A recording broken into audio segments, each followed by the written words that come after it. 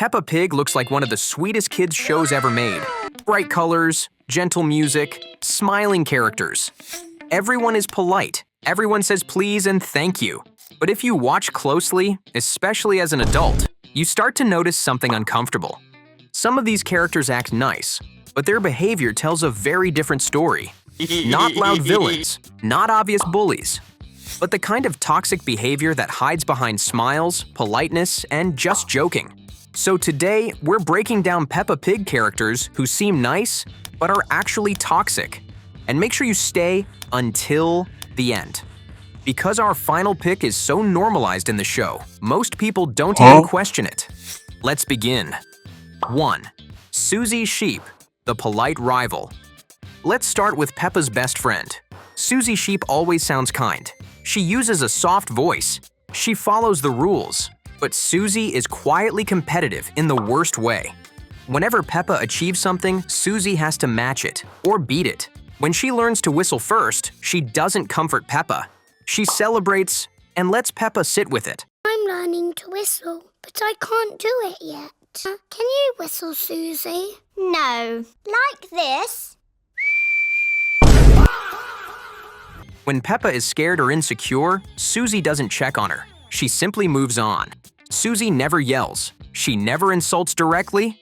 Suzie thought you were Mr. Potato. I don't look like Mr. Potato. No, your mouth's too big. Mr. Potato is bigger than me. He's a potato. And potatoes aren't this big.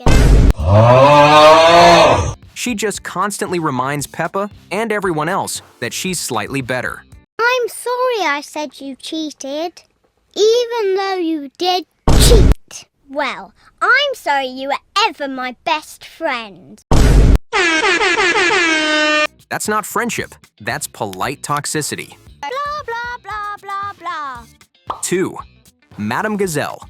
Calm but emotionally absent. Madame Gazelle is always composed, always smiling, always gentle. And that's exactly the problem. No matter what happens, fear, chaos, embarrassment, Madame Gazelle responds with the same calm tone. Ah! Mr. Bull, what are you doing to my school? Mr. She rarely validates feelings. She redirects instead of addressing. When kids are genuinely scared or upset, she doesn't say, "That makes sense." She says, "Let's sing a song." Well, I think I'm a bit scared too. Scared later too. And me. Come in, everyone. We're playing a tune. It looks supportive, but it quietly teaches kids that emotions should be brushed aside instead of processed. She's not cruel. She's just emotionally distant, wrapped in politeness. 3. Mr. Potato. Positivity. That ignores boundaries. Mr. Potato is cheerful, encouraging, always smiling, but Mr. Potato never reads the room. He forces participation, pushes enthusiasm, keeps going even when people are uncomfortable. He publicly comments on Daddy Pig's body, on live television, in front of children, and it's framed as motivation. Looks like Daddy Pig needs some exercise. Eh? What? That's not encouragement. That's toxic positivity. Being upbeat doesn't mean you get to ignore boundaries. 4. Danny Dog. Just being honest. Energy.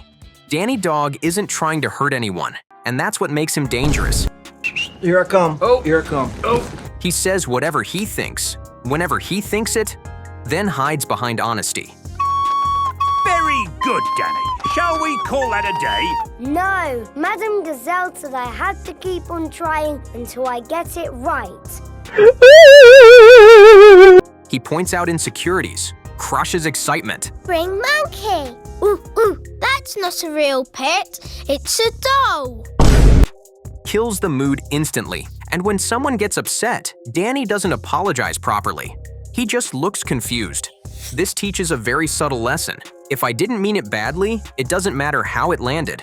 That's not honesty. That's a lack of empathy. 5. Mummy Pig. Nice, but enables everything. Mummy Pig is calm, patient, supportive, but she almost never sets firm boundaries. Peppa interrupts? Laugh it off. Peppa mocks Daddy Pig? Gentle correction. Maybe. Peppa behaves badly? Minimal consequences. Mummy Pig's kindness often turns into enabling. She smooths things over instead of addressing them, which quietly reinforces Peppa's behavior. Sometimes being nice means stepping in, and Mummy Pig rarely does. 6. Daddy Pig. Self-deprecation as normalization.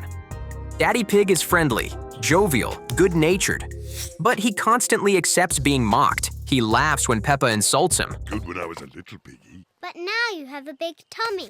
but I can still touch my toes. Nearly. All right, Daddy. But you must run very fast. Plays along when he's humiliated, never pushes back. It looks harmless, but it teaches kids that being disrespected is funny. Boundaries don't matter if you smile. Adults should tolerate mockery.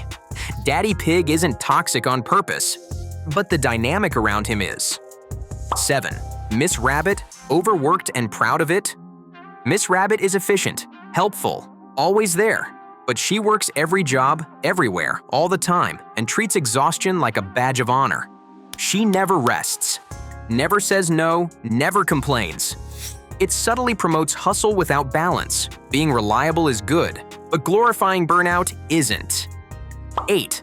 Peppa Pig, the nicest smile, the sharpest tongue, and now the biggest one of all. Peppa Pig herself.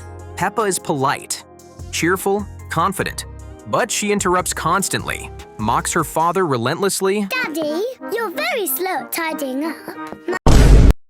laughs when others fall, snaps at George, and when she apologizes, George just has to go to bed. Oh?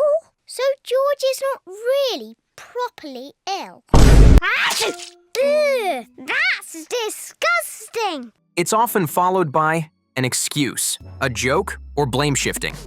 Peppa rarely reflects. She rarely changes. Because the show often rewards her behavior with attention, laughs, or resolution. She's not openly cruel. She's socially toxic, wrapped in charm. And that's why she tops this list. I do not talk too much. Anyway, you're always walking like this. Ooh, look at me. I'm Suzie Sheep. See what I mean?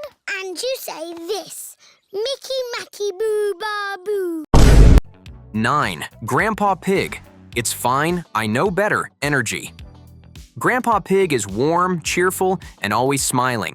He loves telling stories, fixing things, and reminding everyone how things were done back in his day. And that's where the problem starts. Grandpa Pig constantly ignores advice because he believes his experience automatically makes him right. When others express concern, he brushes it off. When something goes wrong, it's treated like a harmless accident, even when it clearly wasn't. He never means harm, but his attitude quietly teaches a toxic lesson, that being older excuses reckless behavior. What makes this worse is how the show frames it. His stubbornness is almost always rewarded with laughter, success, or forgiveness, rarely consequences. So while Grandpa Pig appears kind and lovable, his repeated dismissal of boundaries and safety turns his harmless confidence into something more troubling. He's not rude. He's not cruel. He's just the kind of nice person who never listens, and somehow never has to. Why this matters. The problem isn't that these characters are flawed. Flaws are good. The issue is that toxic behavior is often framed as normal, funny, or harmless. Kids absorb patterns, not lectures. And when nice characters repeatedly model passive aggression, boundary issues, emotional avoidance, those lessons stick. So yes, Peppa Pig still has heart, still has warmth, still has value. But once you notice these patterns, some characters feel very different. Now we want to know, which Peppa Pig character do you think acts nice but is secretly toxic? Tell us in the comments, and yes, we're absolutely reading them. If you enjoyed this, check out our other Peppa Pig breakdowns. At this point, we've exposed so many characters, we're probably banned from their universe. Thanks for watching.